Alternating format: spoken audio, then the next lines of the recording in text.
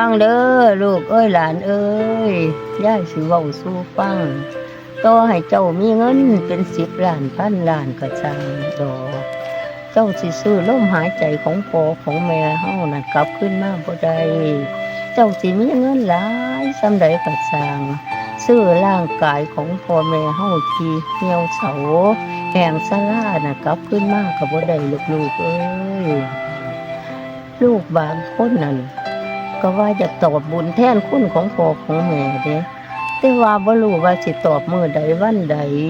บางคนก็บอกว่าประสบความสำเร็จในการงานซะก่อน